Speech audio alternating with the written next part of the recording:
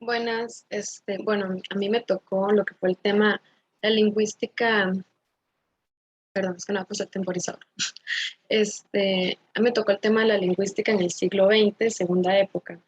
Este, la única que hizo el proyecto fui yo, Natalia Vargas Pineda, entonces, le presento mi trabajo. Como dije, es sobre la lingüística en el siglo XX, segunda época. De hecho, tiene temas bastante interesantes. Por ejemplo, bueno, en la segunda diapositiva tenemos lo que es la semática generativa. La semática generativa en realidad eran componentes de estructura profunda y esto lo que hacía o creaba eran unidades léxicas y formas sintácticas. Las unidades léxicas y las formas sintácticas, por así decirlo, es como que una cosa representa, perdón, una palabra, por así decirlo, más bien puede representar diferentes cosas. A eso se debe lo del léxico, el léxico que es como decir el habla. También tenemos lo que sería en la tercera diapositiva, la lengua universal. Este tema, por así decirlo, me causó bastante intriga porque la lengua universal en aquellos tiempos, en el siglo XX, segunda época, intentaron muchísimos métodos para poder obtener lo que sería una lengua universal, o sea, una lengua que le sirva a todos, absolutamente a todo el mundo y dejar de tener ya tantas lenguas y que a las personas no les cueste tanto pues comunicarse. Sin embargo, no se logró, el proyecto fue pues como estático, se quedó ahí mientras avanzaba el tiempo y las demás cosas, la tecnología y todo lo demás, porque en el momento que se intentó usar una lengua universal, pues no resultó. Actualmente se podría decir que ya tenemos una lengua universal que es el inglés, ya que el inglés, bueno, se usa en técnicamente todo el mundo. Hay varias personas que todavía no saben hablar inglés, pero usualmente son personas como de la época pasada.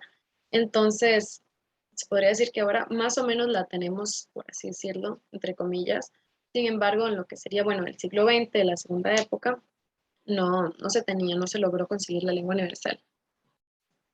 Tenemos en la tercera diapositiva lo que es la negación. La negación en realidad fue un complemento, un elemento abstracto en realidad. También tenía estructura profunda, al igual que la semática generativa, también tenía estructura profunda, pero no tenía derecho propio. Lo que es la negación no tenía ningún derecho propio, como que hace referencia a que no se adapta a algo en concreto, sino que puede adaptarse a diferentes cosas o ser usado para diferentes cuestiones, palabras, etc.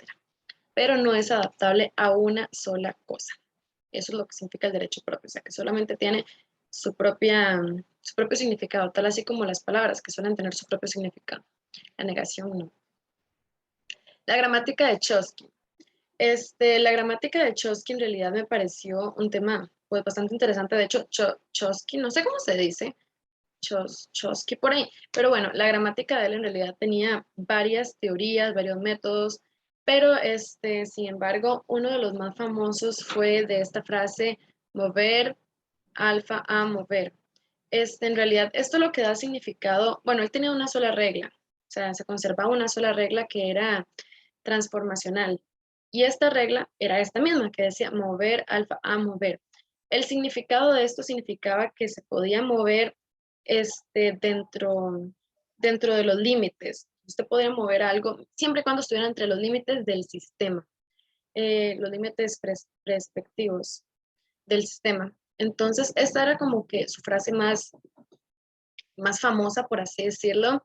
Y Chomsky obviamente tenía muchísimas teorías y muchísimas formas de dar, pues a conocer como que sus formas de interpretar la lingüística, ya que él tuvo un gran papel en la lingüística. También, por cierto, encontré que hay casos abstractos, por así decirlo, que pueden expresar en las lenguas, bueno, ¿verdad? Lengua se supone que es cualquier idioma, por así decirlo, también lenguas, idiomas, pero sigamos que los casos abstractos pueden expresarse en las lenguas inflexiones. Esto se refiere a que manifiestan frases nominales. Las frases nominales vienen de, por así decirlo, el latín, el ruso y el griego. De hecho, la mayoría de palabras, bueno, en lo personal yo no he visto del ruso, pero la mayoría de palabras casi siempre que nosotros vemos el día con día, su significado viene del latín o del griego. Entonces como que esas palabras se dividen en partes, una sola palabra sí se suele dividir en partes, y de esa forma se forma toda una palabra diferente que trae su significado propio. O sea, esa sí tiene su derecho propio, por así decirlo, trae su significado propio de algo, pero antes de traerlo hacia algo, ya había sido modificada por el latín, por el griego, o bien como lo dice por el ruso. Como digo, yo nunca había visto ninguna palabra así como que tuviese significado en ruso, pero sí me lo encontré a la hora de leerme pues las hojas que decían de la lingüística siglo XX de segunda época. Bueno, siguiendo con la siguiente diapositiva,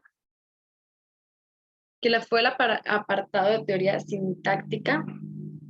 Este apartado de teoría sintáctica lo que decía es que tenía movimiento, ligamento, entre otros. Ese era como eh, su bueno, no sé cómo explicarlo, pero esto lo que se refería es a que incorporaba ideas relacionadas a los constituyentes, como por ejemplo es movimiento, ligamento, entre otros. Entonces lo que hacían es que incorporaban una idea de un constituyente y la ponían reformándose con una de estas dos palabras, entre otros, ¿verdad?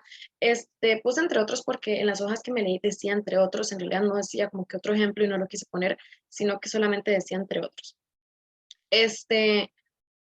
Entonces yo creo que, bueno, esto sería, también quería como que mencionar un poco sobre algunos verbos, me pareció como algo interesante, que algunos verbos eran separados del gerundio, como por ejemplo lo era alfa, que significaba inicio, por así decirlo, también arrival, si no me equivoco, que arrival o arrival, no me acuerdo cómo se pronunciaba, pero significaba salida, y también lo que era ignorance, que era ignorancia. Esos fueron algunos verbos que fueron separados del gerundio. Me pareció algo como que bastante interesante. Y bueno, nada, esta fue mi presentación. Sí me gustó mucho el tema, me costó un poco entenderlo porque las páginas no traían subtítulos ni nada, sino que solo era como corrido y había que leerlo y ver cómo conjugaba, bueno, conjugar no, cómo montaba uno las palabras o cómo sacar de ahí subtítulos. Entonces sí me costó un poco entenderlo, pero la verdad sí me pareció bastante interesante todo lo que en sí conllevaba. Y bueno, nada, esta fue mi explicación. Espero le haya gustado y la haya entendido correctamente.